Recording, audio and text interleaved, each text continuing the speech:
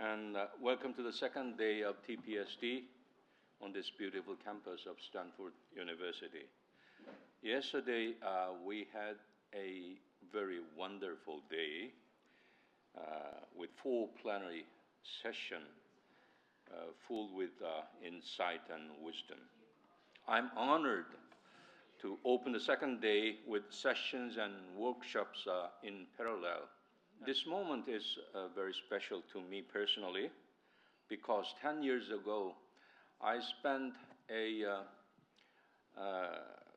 one academic year on this campus in this Encina Hall as a visiting fellow, studying on such security subject like North Korea, nuclear issue, Korea-US alliance, and Asia-Pacific alliance and security in general.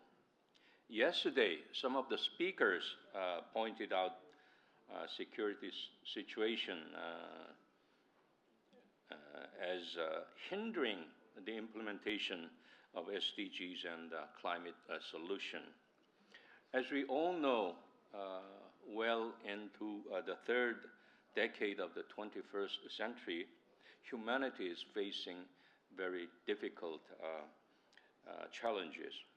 Wars and regional conflicts, climate crisis, complicated international politics, poverty, and growing wealth disparity among people and country. As America is domestically engaged in the 10th presidential election, which is only 25 days away, all eyes in the world look to the 2 wars happening in Ukraine and in the Middle East. It goes without saying that we should never turn our back to the humanitarian situation and sufferings arising from those tragic wars. We see the statistics, the number of innocent victims every day on the newspaper.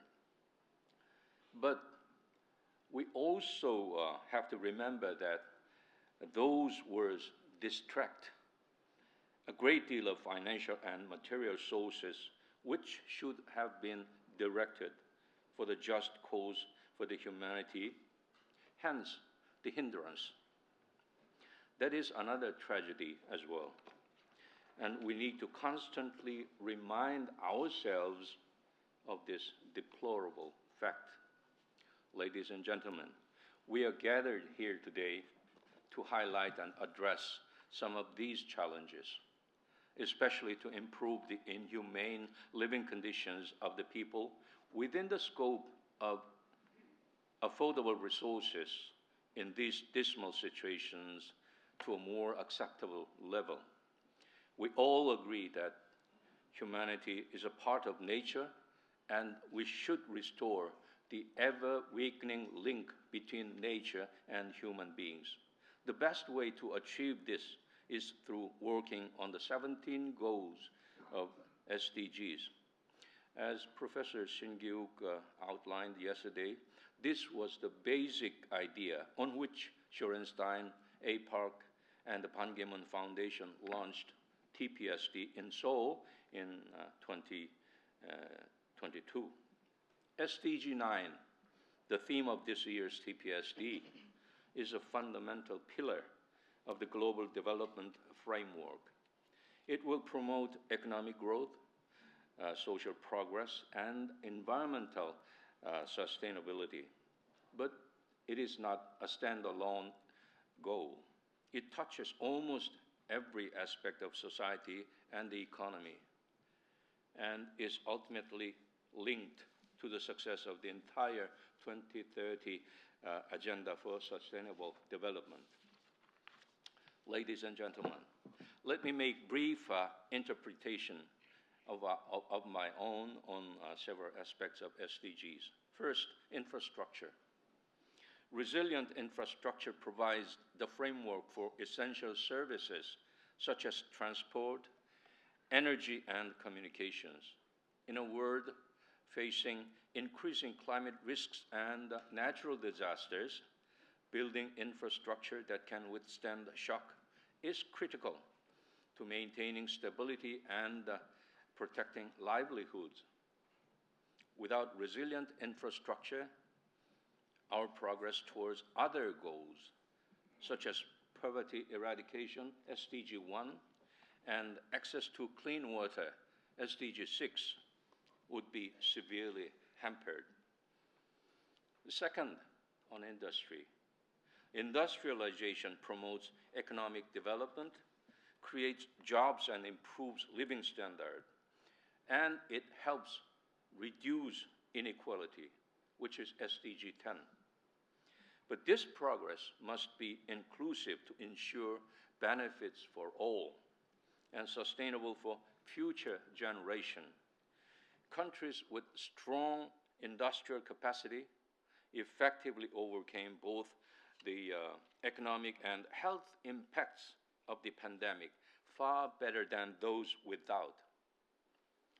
The global pandemic highlighted that despite the critical importance of SDG 9, the plan to achieving its targets by 2030 remains uneven. This uneven recovery is a warning sign. While industrialization drives progress, it can also deepen inequality if it is not inclusive. In low-income countries, manufacturing has grown by only 3.7%, compared with 7% or more in middle and high-income countries. We must also address another critical challenge. Yes, climate change.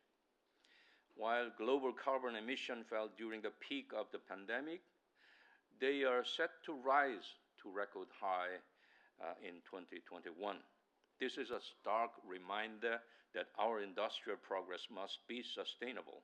We need to double down on clean energy investment, decarbonize industry, and ensure that as countries industrialize, they do so in a way that reduces their carbon footprint. Third, innovation. Innovation helps solve today's challenges and creates tomorrow's opportunities.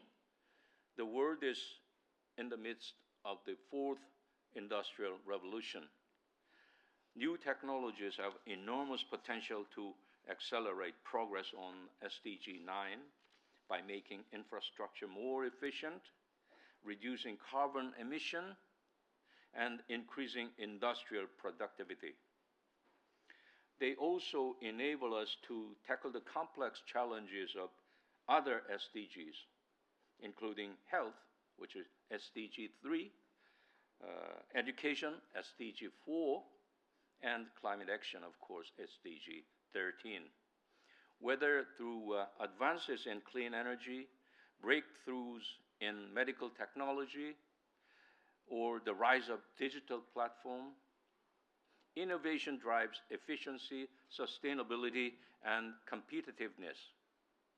Supporting innovation is key to unlocking the full potential of industries and infrastructure, particularly in developing countries. A key observation from the pandemic recovery is that high-tech industries proved far more resilient than low-tech counterparts.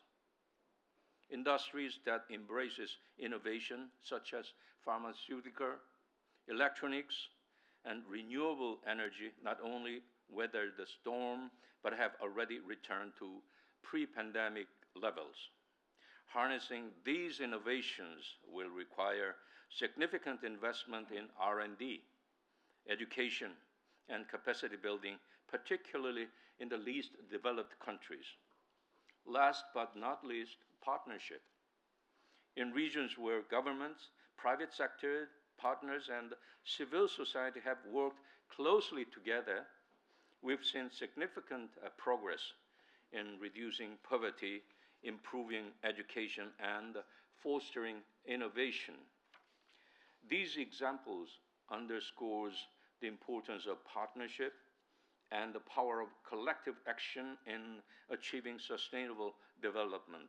In particular, public-private partnerships have been crucial in scaling up innovation and infrastructure projects, especially in areas such as clean energy, digital technology, and transport system. Dear students, distinguished guests, ladies and gentlemen, SDG 9 is the driving force toward a world where opportunities are equal, industries are sustainable, and innovation thrives for the benefit of all. As we move toward 2030, the task before us is clear. All stakeholders, government, industry, communities, and individuals, to play their part in achieving these goals. We must commit to building not only resilient infrastructure that can withstand the impact of climate change, but also resilient societies. We must empower small industries by giving them the finance tool to thrive. We must foster innovation that benefits all, ensuring that technology is a force for good, accessible to all. Above all, we must ensure that industrial progress is aligned with the needs of the planet, addressing the climate crisis alongside economic growth. Let's not ignore that our past, recent or far, indicates for our future. Arthur Schlesinger Jr., American historian, once said that, and I quote, "Good judgment usually is a result of experience, and experience frequently is the result of bad judgment," unquote. I think this is a caveat that we should be humble about what has happened before, and that we should take the counsel of the past near and far. I hope today's dialogues of expert panels and workshop inspire the sense of urgency, renew priority, and encourage actions connecting all the dots necessary toward common goals. Thank you very much.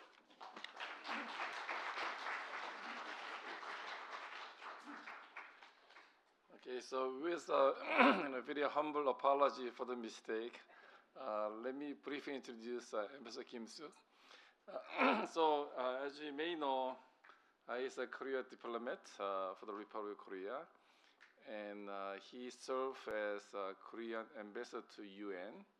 And after that, he spent 1 year with us, and now he's executive director for the Bond Foundation for a Better Future. So as an APA alum, I ask you to forgive our mistake. Yeah, okay. But anyway, so thank you. So we can start our first panel.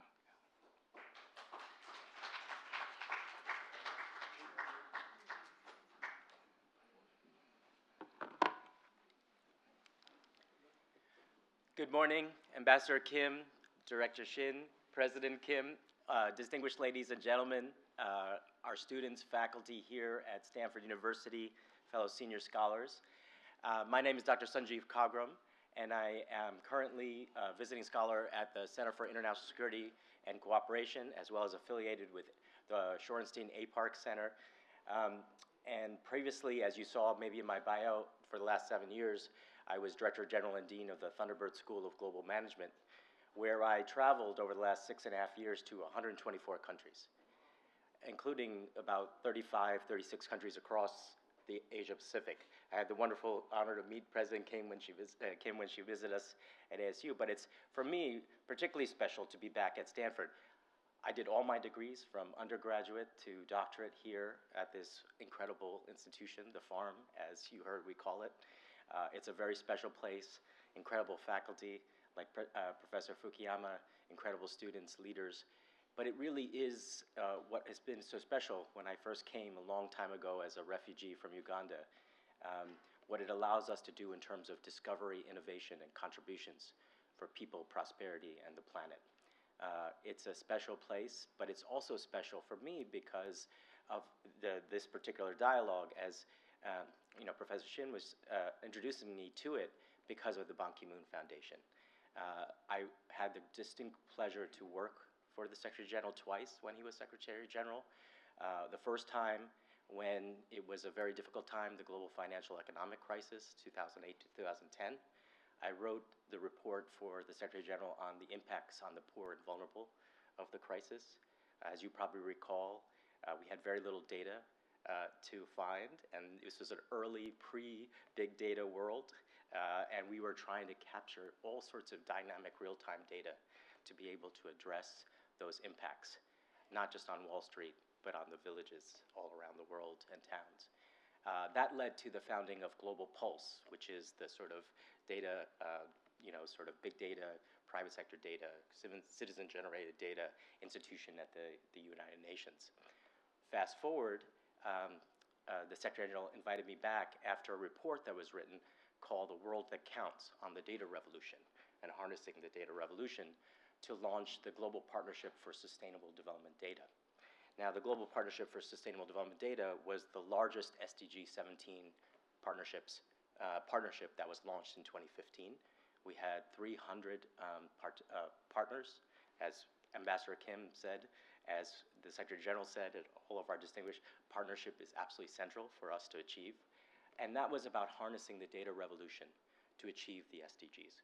Working with our official statisticians for monitoring metrics, as we know we need, but also dynamic real-time data, Earth observation and geospatial data, big data from the private sector, citizen-generated data, and how can we fill in not only data gaps, but make sure that that data is available to decision makers, entrepreneurs, business people, citizens, to make a difference in achieving the SDGs. So I had the privilege of doing that from 2015 to 2017, 2014 to 2017. Our panel now that we're going to start is moving us forward in the dialogue on SDG, as we know, for innovation and sustainable infrastructure.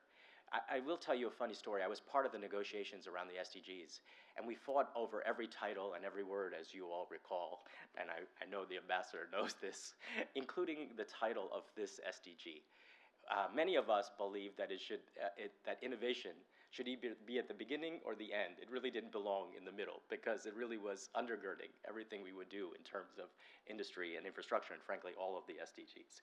So we have an incredible panel, and I'm going to introduce them and ask them to come to the stage. We first have Jeep Kline. Jeep, can we give a round of applause for Jeep, please? Jeep is managing partner and founder of Raisewell Ventures, as well as other venture firms in the tech and health fields. If you look at her LinkedIn, please have a seat. She just launched a new fund, right, that we're very excited about, doing all the work that we're talking about here in this panel, so hopefully you could say a little bit more about that fund. She's a serial entrepreneur, serial investor, but really a global leader and entrepreneur that we're all going to learn a lot, and an innovator.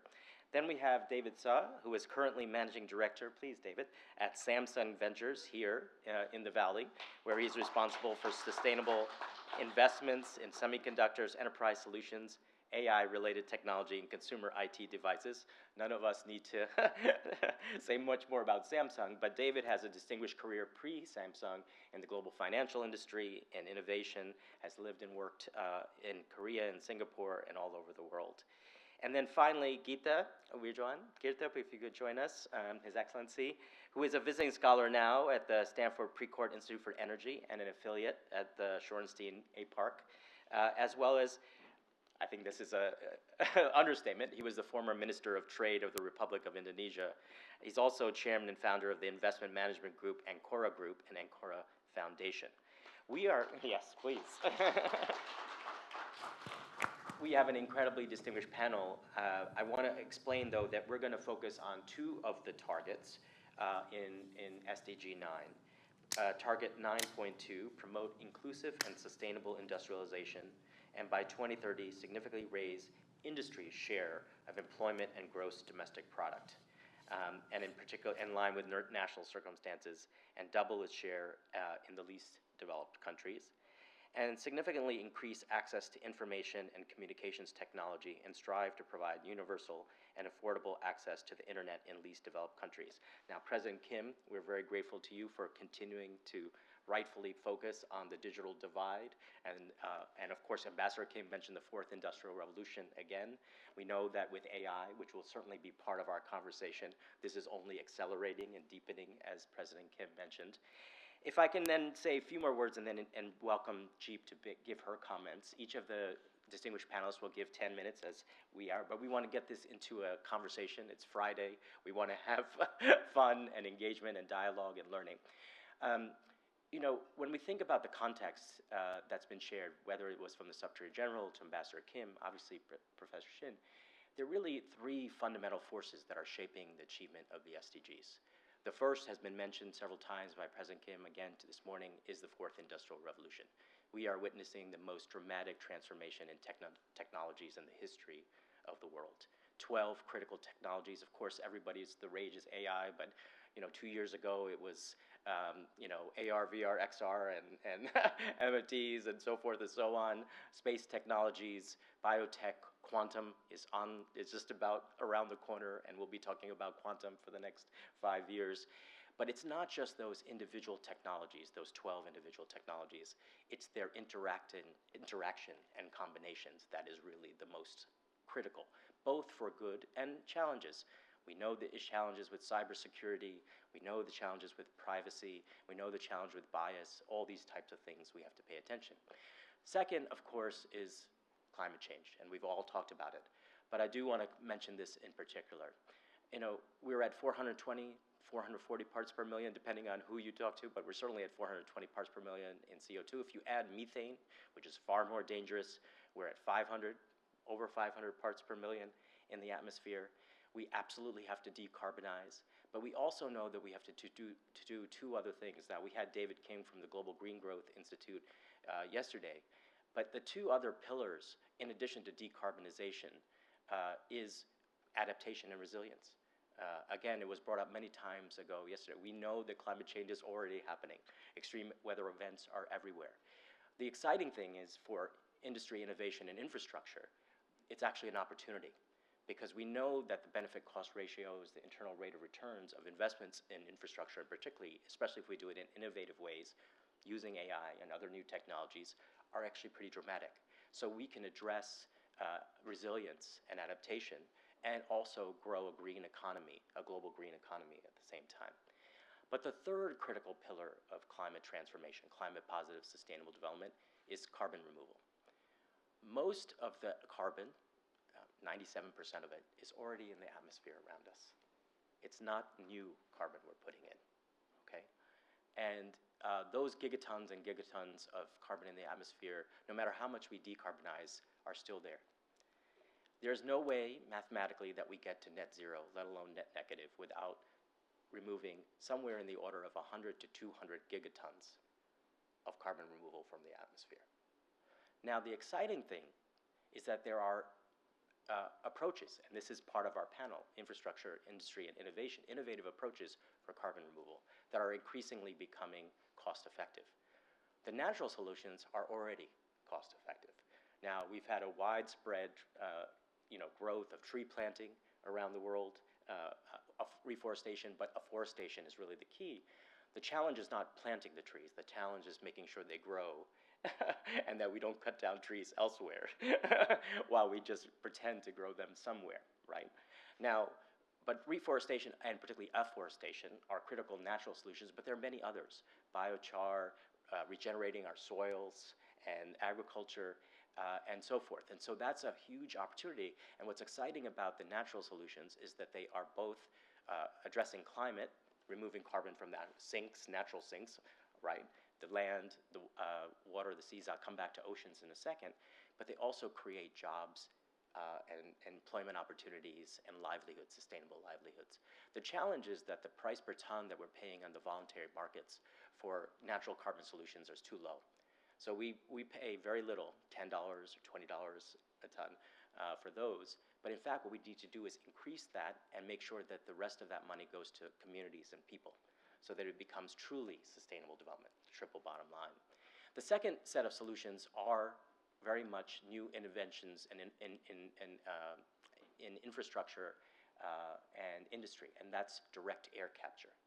For those of you who don't know, we have invented, there's hundreds and now startups around the world, from Climeworks to carbon engineering to carbon capture all over the world, increasingly in emerging markets like Kenya and Indonesia and many other places, that can capture carbon from the atmosphere and fossilize them, mineralize them deep underground, or put them into aquifers, or third, infuse them into negative carbon products of all kinds. Negative carbon building materials, negative carbon plastics, negative carbon poultry, of all things. So this is a whole industry, and I wrote a paper for the World Economic Forum, a white paper about 3 years ago, that showed that this industry can grow to $3 to $5 trillion a year over the next 10 to 20 years. This will not only help us address climate, because we know we're far from, sadly, peak oil, as much as we would like to be. We're going to have to actually remove even more carbon from the atmosphere than we thought previously.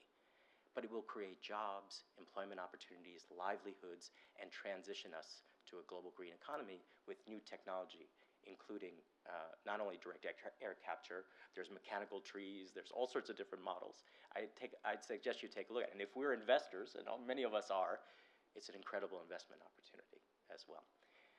So the climate. And then the third, of course, is geopolitics. And of course, right, Professor, this is what is the core of our work here at FSI. And we just did a study with CEOs, about 300 CEOs of major multinational companies.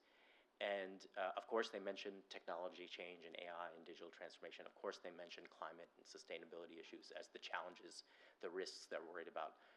But the top greatest risk that CEOs of major companies have talked about now, again, after 20 years, is geopolitics. We know what's happening around the world, and that, of course, endangers not only the achievement of the SDGs, but as the Ambassador Kim was saying, a peaceful planet for all. And so that's really critical. And when we think about industry, innovation, infrastructure, geopolitics now has become such a major part of it. Whether that's the tensions between the United States and China, China and the United States, obviously what's happening in Ukraine, most importantly, perhaps, what's happening in the Middle East that continues to exacerbate, but really all over the world. The last thing I want to mention before I welcome Jeep is AI. Our dean of our Door School yesterday spoke about AI and sustainability. It's a contradiction. On the one hand, AI can do tremendous things for us in terms of agriculture, in terms of industry, efficiencies, energy, many other opportunities, and I'm sure our panelists will talk about this. On the other hand, AI and compute is power hungry, water hungry, land hungry, natural resource hungry. I just went to a very important tech company up in Seattle. You probably know which one I'm talking about. And the leaders there told me that they're spending more on cement than anything else, more than technology, more than digital, more than anything else. If you think about the growth in energy demand of companies like in the tech sector, and I'm sure David will talk about this, it's double, triple digits and growing. And so we have to really figure this out. So with that, let me, without further ado, welcome Jeep to present her 10 minutes. You're going to be wowed by her experience and expertise. And then we'll move on to David and Gita. Welcome, everybody. Jeep.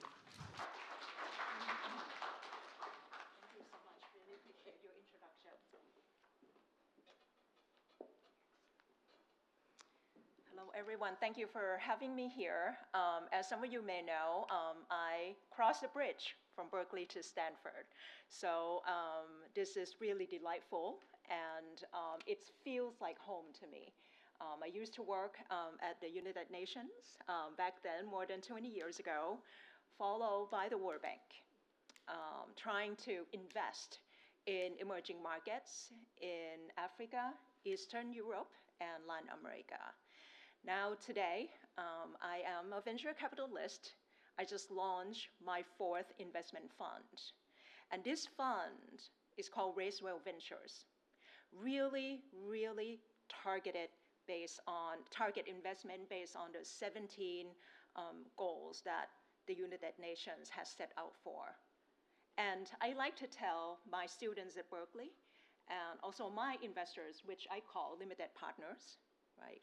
The LPs, limited partners, that we are actually in the right place at the right time. Frankly, Silicon Valley has made a lot of mistakes. Investing in the area that is not productive. As we know, personally, I never invest in cryptocurrencies. We don't invest in things that are just pure speculation, but not really generated the impact returns, which we call social impact, environmental impact, or economic impact at the local level. So what I'm trying to do here, along with partnership with international organizations, academic institutions, Stanford, Berkeley, MIT, and Yale University, is this is the right opportunity for us to hold hands, right? Take research, which is science-backed research or engineering-based research, commercialize them, and deploy them in the way that it generates economic returns or financial returns that the VCs are looking for, because I myself am a venture capitalist. We have to generate returns to the investor in the VC asset class. But at the same time, it has to have clear impact environmentally, socially, and economically. So that's the gist of, I call the trend, why we are at the right place, in the right place at the right time. So there are three main areas that I would like to focus on, including during the discussion today. As you have said really well, there are three areas that the venture capitalists are looking at this point in time, that they mobilize their capital for investment. Number one is climate tech. And when we're talking about climate tech, there are a lot of areas that we are looking to invest in. Okay. One, definitely food tech, agriculture tech, EV, including electric vehicle, batteries, and so on, green materials, green cement, and any technology that would reduce CO2. Traditionally, this sector has not been really focused on. Why? Because it requires massive, massive investment capital with long-term capital gain. So investors in the past 10, 15 years just say, look, software is eating the world. But as I used to work at Intel, we know software cannot exist without hardware. And now we try to drive toward net zero. We have to invest in this area. And we also discussed in depth that we cannot avoid energy transition. Without investing in energy, in this next decade, we are not going to transition to the net zero. Sector number two that we focus on, we called manufacturing and supply chain tech. Especially in emerging markets in Asia, Latin America, and Eastern Europe, we are still manufacturing based. And coupled with AI, we see massive opportunity in using AI as a foundation so that we invest in an area that improves productivity and efficiency of production across the world. Number three, which we have not discussed yet, as of today, which is health tech, around health equity, how we can use technology to really close the health equity gap. These are the three main areas that, if I may summarize as a trend for venture capital investment, this is where the area that the capital are mobilized the most. And we are at the right time, because now venture capital also realize that, well, 10-year funds, lifetime that we like to say, that we have to return the fund, 10-year might not be enough to invest in manufacturing and infrastructure, but we cannot avoid it. So what do? We partner with the governments around the world.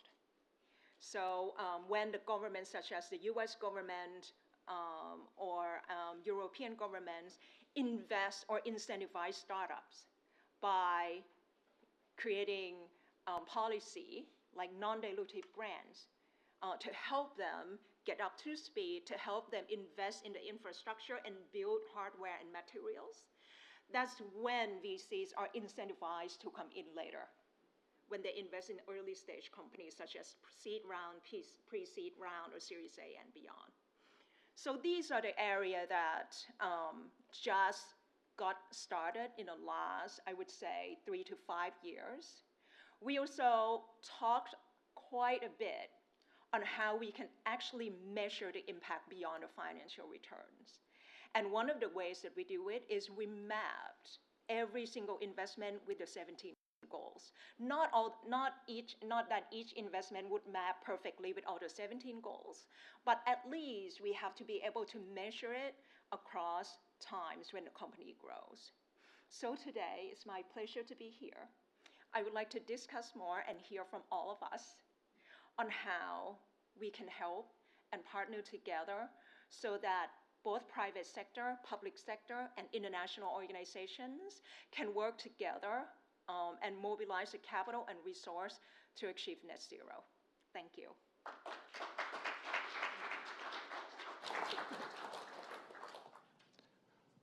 Good morning. I'm here to talk about Southeast Asia. If you were to charge your Tesla in Palo Alto, it's going to charge you about 46 to 48 cents on a kilowatt basis, kilowatt hour. But if you go to Beijing and drive your BYD, you're going to get charged about 4 to 5 cents per kilowatt. You go to Jakarta, which is a developing economy, you get charged 5 cents, because that's the rate at which that the populace could only afford. It's a bit paradoxical the way China is only charging you 4 to 5 cents, because China is a developed country, but it charges people at a rate that developing economies could only afford. It thinks of itself as a developing economy from a purchasing power standpoint. If you take a look at this map, it gives you a sense of how the planet is divided into what's developed and what's developing or less developed. 15% of the population of the planet, they resonate to the rhetoric of sustainability as uttered in every one of the summit that we've attended ever since Copenhagen all the way to Dubai. But what I sense, and I attended some of them, what I've sensed is that there is a little too much of elitism in the way the sustainability narrative has been narrated. It doesn't resonate to the people in the villages in Nigeria, much less Congo, much less Papua. And Southeast Asia is predominantly developing, with the absolute exception of Brunei and Singapore, which earn about $10,000 at least. Singapore is about $85,000. However, Indonesia earns only $5,000 per capita per year. And Southeast Asia is about 700 million people, which is a good chunk of about 6.5 billion people that are still developing, whereas the rest occupy the 15% of the planet which are developed. The 10 countries in Southeast Asia are mostly using non-renewables, including Singapore, most of which is natural gas, which is mostly bought from Indonesia. They're starting to consider buying from the United States because fracking has been so efficient, so effective, and very cost-effective. The exceptions in Southeast Asia are predominantly Cambodia and Laos, thanks to the help from China, who's been building massive capacities in hydro capabilities. But I think the way forward is that we've got to get on the renewables bandwagon. This is a complicated chart, but just to simplify it a bit, the pre-existing power generation capabilities of Southeast Asia would be about 400,000 megawatts. If you take a look at the electrification on a per capita basis, Singapore and Brunei are at about 9,500 to 10,000 kilowatt hour per capita. That's a sign of modernity.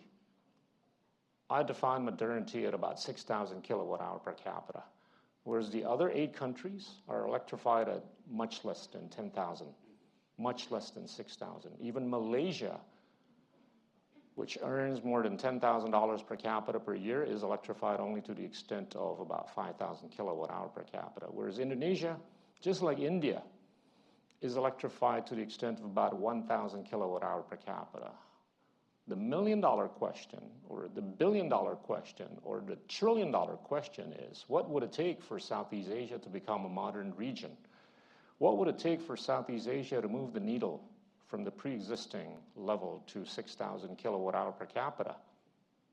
It needs to build about a terawatt worth of power generation capabilities. That's 1 million megawatts. How much would it cost? About $2 to $3 trillion. Now, if you take a look at the pre-existing monetary space, the pre-existing fiscal space, it's an impossibility. Geopolitically, mathematically, economically, socially, culturally, and every other dimension you can think of. Because Indonesia, which is 43% of the population of Southeast Asia, 43% of the GDP of Southeast Asia, only has a money supply to GDP ratio of about 43%. Only has a tax ratio of 9.5%. A typical OECD country has a tax ratio of 33%. A typical developing economy has a money supply to GDP ratio of about 150%. Singapore, again, is the LeBron James. It's got a money supply to GDP ratio of 200%. So take a look at the FDI in terms of capital formation into Southeast Asia. On a yearly basis, Southeast Asia gets about $200 billion. $200 billion. Of which Singapore has been getting about $100 to $140 billion annually.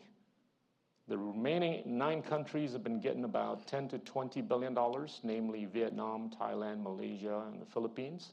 Indonesia has been getting about $25 to $31 billion per year in the last 10 years. So I think this really hits, at least me, and most people in developing economies. How are we going to be able to attain carbon neutrality by 2050 or even 2060? Because if I did the math correctly, for India and Indonesia, for these 2 large developing economies to move the needle from electrification per capita at 1,000 to 1,300 kilowatt hour to 6,000, it's going to take more than 100 years, which is completely irreconcilable with the 26-year remaining period until 2050, or even 36-year remaining period until 2060. So this gives you a sense of the affordability of most countries.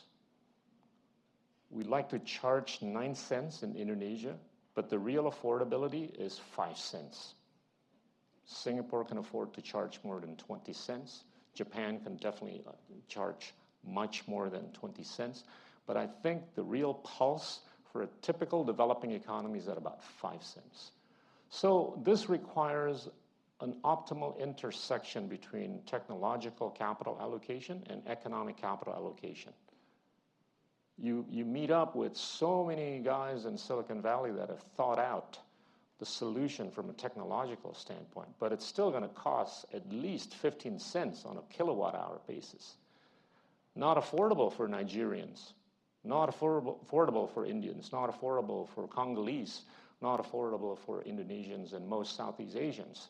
So how do you bring the cost down, and how do you bring up purchasing power? So I think the real intersection is when that purchasing power moves up from 5 cents to 6, 7, 8, 9, or 10, and when that technology moves down from 15 to 14 and thereafter. I think it's easier to prognosticate when the technological capital is going to come down, as opposed to when the purchasing power is going to come up. At the rate that there's so much neurosis and psychosis and so many political calculations in developing economies. The reality on the ground is, in developing economies, there is not much of a good intersection between power and talent. There is scarcity, much less deficit, in good governance. Again, in Southeast Asia, with the absolute exception of Singapore. Singapore has proven itself to usher forward the three words: meritocracy, integrity, and accountability. I think it's a tough call for most people on the planet to get those three words out in the open so that money will come. And I say this as an irony because there is so much liquidity. If I take a look at the M2, or the money supply, or the liquidity that's floating around in the G7 countries, it's actually well in excess of $100 trillion. And I say this on the back of the recent interest rate declination that took place just a few days ago, and that's likely to continue on for the next 3 years. Which begs the question, where would these capital allocators allocate capital or reallocate capital to? And I do sense that I think Southeast Asia is a region that is poised for greatness until and unless it gets its act together. This is the picture of the pre-existing agility of Southeast Asia. Right there, you know. The ability of the average Singaporean to attract FDI is close to $20,000, whereas the ability of the other Southeast Asians to attract FDI is between $100 to $400 on a per capita per year basis. That speaks of the lack of transparency, lack of integrity, lack of competence, lack of accountability. And I think that's going to stay on for a long time, which I think will entail a prolonged, irreconcilable interval or gap between what's being narrated at the future COP meeting and what's being narrated in the villages in Southeast Asia, much less sub-Saharan countries. The tax ratios are between 9% to 16% in most Southeast Asian. This is not an ideological reflection. I'm not saying Southeast Asians are Republican. They're just poor in collecting taxes. So what's the way forward? This is my last page. Really up the ante on education. Singapore has just toppled China as #1 in PISA ranking. PISA is the measurement of the lingual and STEM proficiencies for the 15-year-old. China is now #2. Indonesia is number 69 out of 81 countries. Cambodia is number 81 countries, number 81 out of 81 countries. So in Southeast Asia now there's 2 countries that have scored above the global average of PISA. The global average being 488. Those would be Singapore and Vietnam. Let's not forget, Vietnam was still in the bushes in 1975. They came out of the jungle, moving up the ladder. And that, I think, is a reflection of the remaining Southeast Asian countries, which have been somewhat inspired by Singapore, more inspired by what Vietnam has been able to do. Southeast Asia is one of the many, if not few, regions that's trying to climb up the global order in the context of an order that's becoming more and more like a transactional bazaar, reflected or manifested in less rules, more players, and more volatility. It needs to embrace what I think the Indians have done very, very effectively in the last few years. I call this the omnidirectional policy posturing. I think Southeast Asia, if it were to embark on this omnidirectional policy posturing, it might be able to tap into not just the technological capital, but hopefully the economic capital. The second is really moving forward this new political culture of perfectionism and superlatives so that we can actually get better in articulating. We don't have storytellers in Southeast Asia. I've been saying this. If you want to hear the stories about Southeast Asia, the first thing is you call the Singaporean ambassador. Because of this predisposition that the Singaporeans are smart, well-educated, and great storytellers. I long for the day when a Cambodian gets called, a Myanmarese gets called, a Thai gets called, a Filipino gets called, a Malaysian gets called, an Indonesian hopefully gets called, just to get a sense of what's going on in Southeast Asia. The third is really to move the needle on the monetary space so that we can move up from 45% of GDP in terms of money supply to hopefully 100%. And the last bit is really If we get our act together on the non-tertiary education, the tertiary education, I think we might be able to help the world with re-multilateralizing. Thank you very much. Fantastic. Actually, could we keep that last slide up? Because it's a wonderful framing for our conversation. I think I want to just mention 3 things, and then we want to open it up. There's 2 mics on either pathway here. I certainly have lots of questions. I hope you do. The first is, as you can see from this panel, while we've kind of covered the ground across Asia. My family's from India. Historically, we have Thailand, we have Korea, and Indonesia. So we have a nice breadth of perspectives, but all of us work across the region and around the world, as Gita was sharing. Number 2 is the range of types of backgrounds that we have. Obviously, Gita coming from the public sector, but now very much, and historically both pre and post in the private sector. David from a massive multinational company on the investment side. Jeep, World Bank, IMF, UN, so forth, and then now a private investor in VC funds and early stage. So you have a lot of incredible perspectives here. So the floor is open, and we'd love to hear some questions. The microphones are right here, if everyone wants. And please introduce yourself. I know it's Friday morning. People are bashful, a little low energy, but there's got to be some great questions. Okay, so I'll start, and we'll get other people involved here, okay? When we think about, Gita, you mentioned the amount of investment that's needed, 2 to 3 trillion needed. But really what the Asian Development Bank says, that infrastructure alone, we need 1.7 trillion per year, so the amounts of money. What kind of possibility, and this is for all 3 of you, because you're all involved, of really the one piece of your slide here about bringing together public and different types of private capital to really fill in this gap and to accelerate. So maybe we can start with Jeep and then walk our day down, because I know you're working on that even in your own funds. You're leveraging public monies as well as bringing in the private side. So Jeep. Absolutely. So before I answer that question, maybe I could take a few steps back here, yes. To what kind of opportunity I see in the marketplace right now, why we are in the right place at the right time. Okay, so if we look at the stock market in the US, 57% of the market cap, okay, those companies used to be ones backed by venture capital. 57%, and it's growing every year. Why is it important? It's important because if you look at the VC industry itself in the US, it's only 1% of GDP. And as an economist by training, you can see that Silicon Valley is about 40 or 50 years old. VC is only 1% of GDP, but yet you drive and influence more than half of what happened. And not every company gets to IPO, by the way, right? Now, because I'm from Southeast Asia, and I know from the data that the direction that has been set by the United Nations, we have to start mobilizing or move the needle by investing in tech in a way that create local economic impact.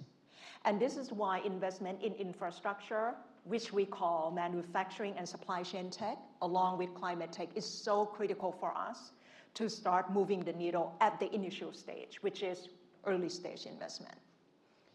But at the same time, as now I'm in the private sector, we are not incentivized to have a long-term, too long gain, because we have investors in our funds in a way that we have to generate a return and we have to set the right expectations. Yes, our LP or investor in a fund knows that all of us have to drive toward net zero and everybody takes part, but at the same time, we have to find the balance. And this is why the private sector and international organizations and academic institutions like Stanford and Berkeley and MIT come together. How do we do it? The opportunity that would incentivize the private sectors or the VCs in early stage, and I'm sure later on we get to work with the late stage or growth stage investor as well, is we look into the technologies that can make the shift across the globe, in the US, Southeast Asia, and East Asia. And to do that, we need the public sector to come in and say, hey, here's the policy. For example, in the US, we have CHIPS Act. Yes. We The have IRA. Yes, an NIH grant to invest in pharmaceutical, in biotech area, because this area takes a long time to mature. Because the researchers and the scientists, they need to commercialize it. They have to figure out the product, whether or not it can scale in the very early stage. And once, or even manufacturing, if it's outside health, right? So they get grants, some grants from the government and the policy, or even endorsement, let's say, from international organization. This is the kind of area we want to grow and invest in. So they have a few years of cushion, let's say, from the non-dilutive grants. Then the VC would come in and say, oh, it has a potential because now we start to see the product. Let's get into one quick specific example. There was a company that I invested in, actually through Berkeley endowment. And it is around the energy sector. The founders are from Latin America, emerging markets. And he said, look, to transition our energy is actually first thing first, before even building any capacity or manufacturing or even think about whether or not we should invest in nuclear fusion or fusion, why don't we look at energy offload? So he created an AI algorithm in a way that helped reduce the variance of energy production. So let's say from 9 to 5, it is very high consumption. And at the same time, during 9 to 5 in this region, it's actually a slow period in other region. Can we use the grid optimization to offload the calculation so that we can deploy the existing infrastructure in a way that it is more productive? That's the step number 0, before expanding into increasing infrastructure. That is the kind of company we invest in an early stage.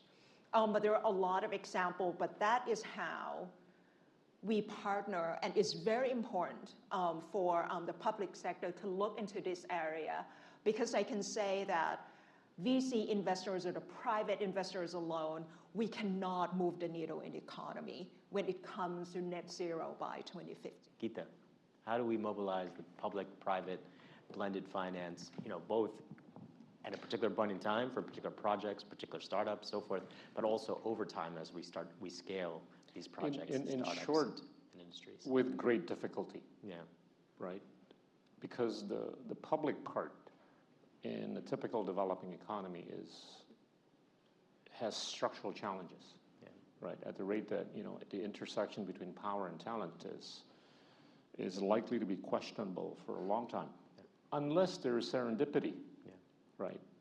With what we saw in Singapore. How serendipitous they were to be able to get a guy by the name of Lee Kuan Yew. How serendipitous Korea was to be able to get a guy, forgive me, David, by the name of Park Chung-hee, right? And I think leadership is a serendipitous undertaking, right? And I pray every day, I burn the sands every night, so that we go through this type of serendipitous moment as to be able to usher a new kind of leadership that's going to be able to, basically show greater accountability, transparency, competence, and integrity. Without which, I think the private side will have to take a view. And I would go back to what Jeep and Dave alluded to.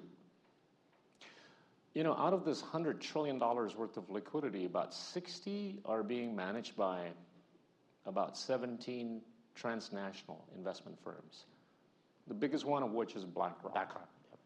And Dave and Jeep, they work on the same kind of philosophy that BlackRock works on, where they've got to recycle capital over 7 years, at the most 10 years. And that doesn't reconcile with the development plan of most developing economies, which have to be thinking about 20, 30, 40, 50 years.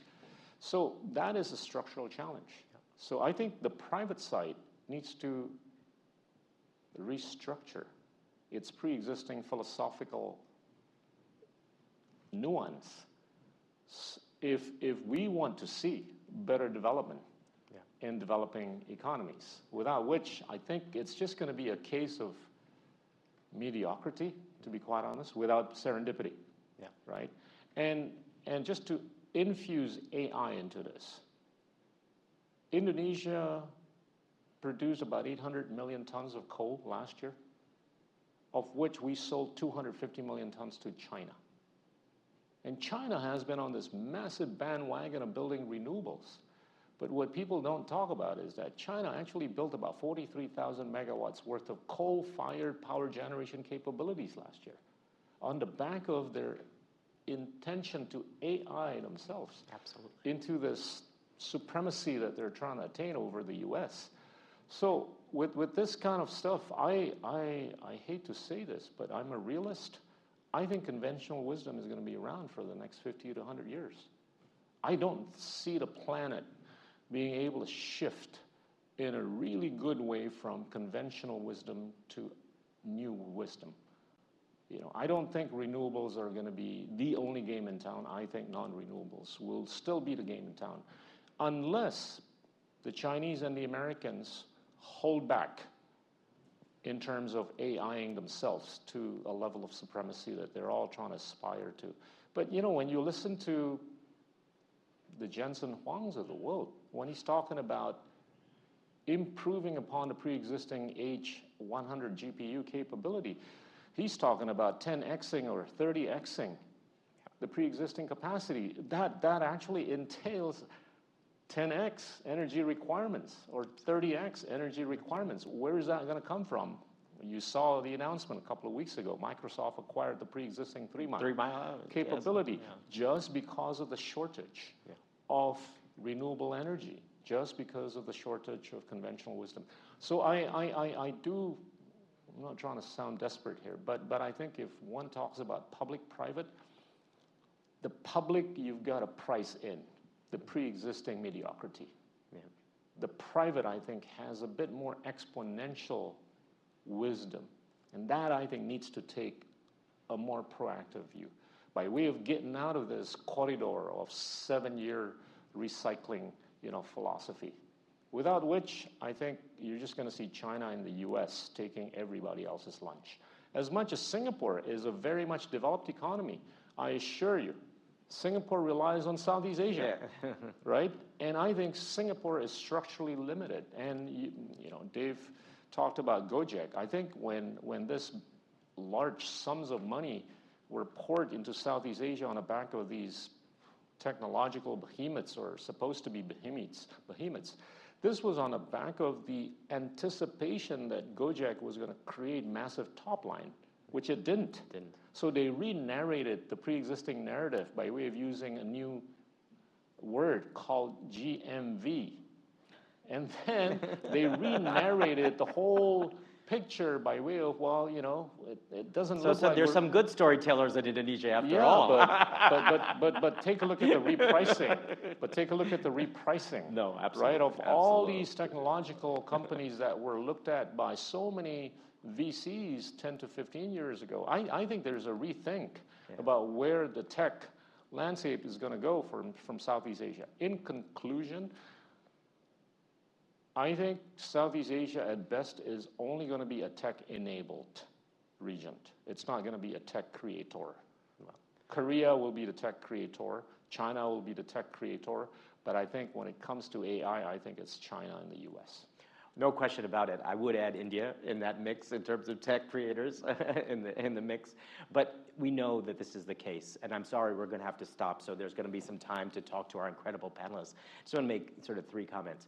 On the AI, compute, energy dynamic, we know that means that not only 3 Mile Islands, but nuclear is back in a big way, and it will grow and it will continue.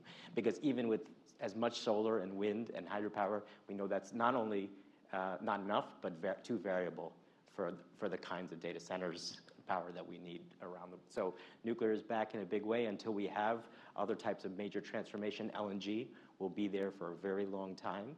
And we have to recognize this is part of it. And that's why, despite the high price for technological carbon removal, we're going to have to accelerate that industry. Otherwise, we don't achieve our climate targets. It's just simple math. We don't make it otherwise. The second thing is, on the VC front, I'm sure you would agree, Jeet, but all of us, that we still are hungry for not only across Southeast Asia, but around the world in emerging markets like you. I worked in Africa, Latin America, Southeast Asia, South Asia, for the indigenous VC industries to finally grow up, finally truly become, so that not everything, right, David, has to come back to Silicon Valley. But the third is, can we get our governments to really transform themselves beyond mediocrity, as you were saying, Gita? I will say one of the things we didn't get a chance to talk about is geopolitics and trade. And just thinking about the US elections and bringing it home here. You know, we're very close, for good or ill, to both campaigns. And my intel says to me from the Trump campaign that if they come into power, we're talking about 80 to 100% tariffs on Chinese imports. If we're talking about, and you'd say, okay, well, let's vote for Vice President Harris. My intel on the Democrat side is somewhere between 40 and 60% tariffs vis-a-vis China. For those of us who do international trade, like I know Gita has done, but are interested in investment in terms of infrastructure, innovation, industry, if we have a closed trading world, no matter how much nearshoring and so forth, we will not hit our targets. So the geopolitics trade underpinning of achieving the SDG targets are so critical. And this election in the US, unfortunately, is probably going to take us in the wrong direction vis-a-vis China and vice versa. So unfortunately, I don't think we're at all being hyperbolic about how delicate the balance is right now in terms of geopolitics. Well, thank you. Let's have a great round of applause to our incredible panelists.